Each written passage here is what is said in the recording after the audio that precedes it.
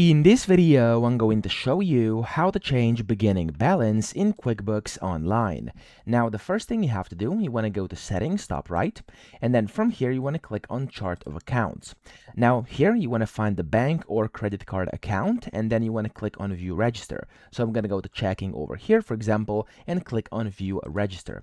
Now, that's going to open up your account register, and what you have to do is locate the opening or beginning balance entry. So usually, that's going to be at the very bottom. So scroll down, and then over here as the very first transaction, it's going to say opening balance equity or something similar, okay?